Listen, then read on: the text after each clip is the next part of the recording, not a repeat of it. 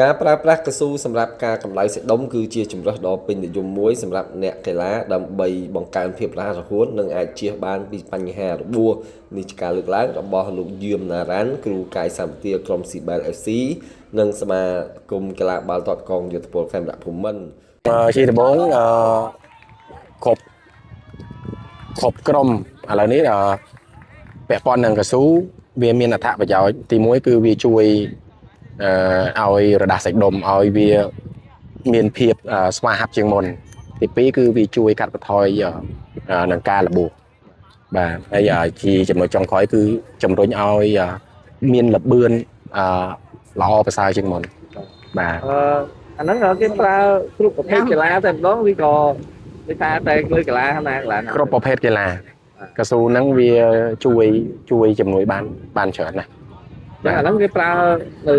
ទាំងពេលវឹកហាត់និងពេលវ៉មអាប់ក្នុងការប្រកួតដែរបានទាំងអស់ព្រោះអីសម័យវិទ្យាសាស្ត្រឥឡូវនេះដូចជា World Cup ខ្ញុំឃើញមុននឹងចូលលេងឥឡូវនេះខ្ញុំតាមដានមើលជប៉ុនគាត់ប្រើកស៊ូខ្លីកស៊ូវែងមុននឹងចូលផ្លាស់ខោអាវអញ្ចឹងគាត់ប្រើអាហ្នឹងជួយបានច្រើនណាស់បាទអញ្ចឹងយើងអាចថាប្រើវាទៅពេលវឹកហាត់ដល់បានប្រហែលនាទីឬក៏យើងធ្វើខ្លីៗធ្វើខ្លីៗ10វិនាទីប៉ុណ្ណឹងគឺគួរសមណាស់បាទចឹងសម្រាប់អ្នកដែលថានៅតាមគេអត់ថាមហាជនអីគាត់មានអីសាច់ដុំធម្មតានៃលក្ខណៈខ្លួនឯងអាចប្រើបានឬក៏យើងមុននឹងប្រើយើងត្រូវគេថាសួរនាំអ្នកបច្ចេកទេសសិនអ្នកថាជួយប្រើអញ្ចឹងវាជាទូទៅអាស្រ័យទៅលើគោលដៅរបស់យើងចង់ធ្វើអីអញ្ចឹងឧទាហរណ៍ថាយើងចង់ធ្វើល្បឿនយើងធ្វើខ្លីៗហ្នឹងហើយតែបើយើងចង់ធ្វើអំណត់សាច់ដុំអាហ្នឹងយើងគួរតែ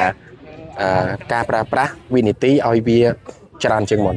បាទអរគុណច្រើនបងបាទអរគុណលោកយឿមណារ៉ាន់បញ្ជាក់ថាសម្រាប់មហាជនទូទៅអាចប្រើប្រាស់កស៊ូនេះបានដែរទៅតាមស្ថានភាពវឹកហាត់